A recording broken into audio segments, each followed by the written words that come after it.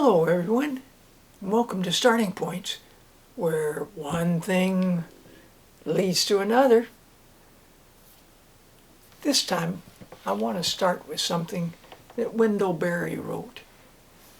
It's in a book called Traveling at Home, and the title caught my attention because I was thinking, yes, one can do that. And so he's written a poem, a very short poem called Traveling at Home. It goes like this.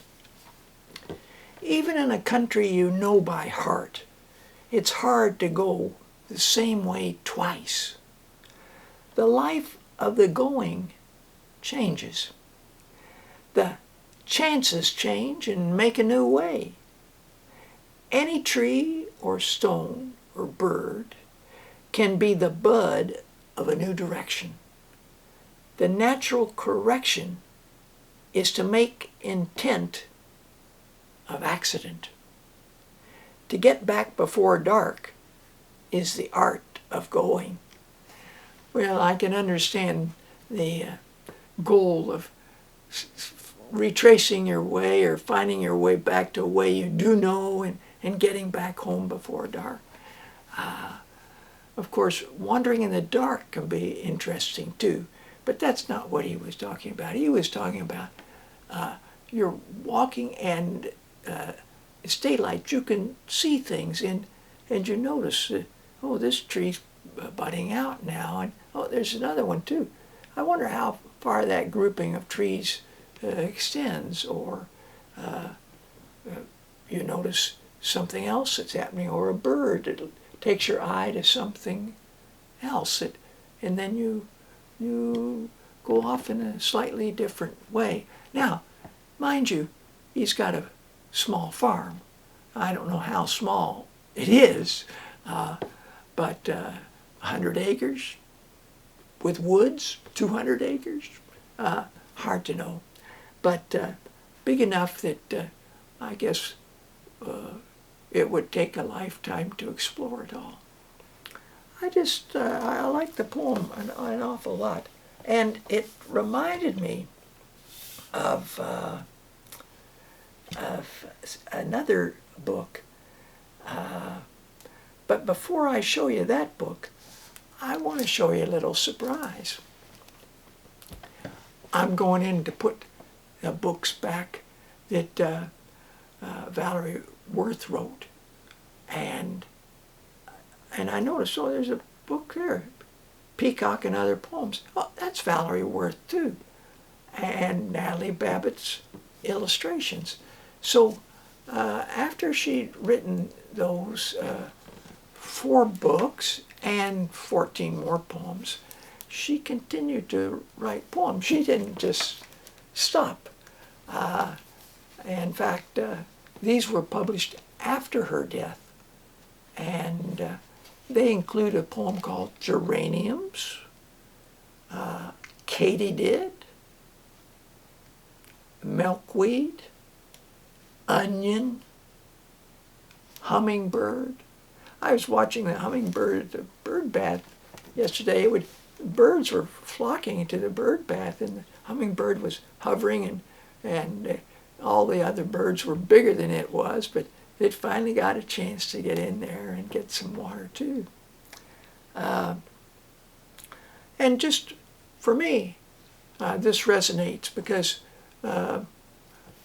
we live in just a neighborhood, and we're very lucky to have a home and walk around the block, and seasonal changes, daily changes, noticing things, different people out, maybe stopping and visiting, and birds, and then looking up, see something else that's up as well. A few days ago,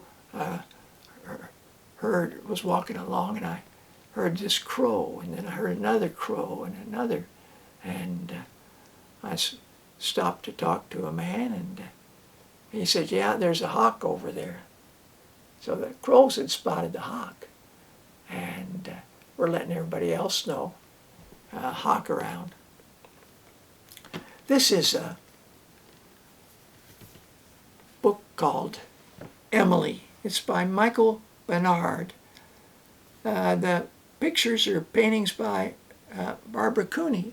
I showed you a book of hers about the Lupin lady.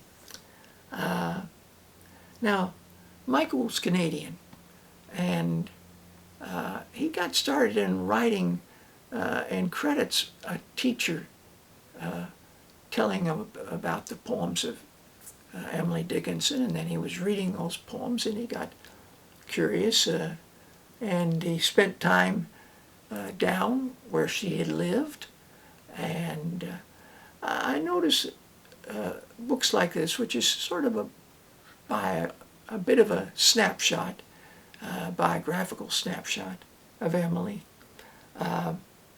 that lots of people help in the play a part in. So you're meeting people who give you a lead about this. Oh, you should try the Jones Library and go there and check that out, and someone else will show you this, and people have a desire to be of assistance.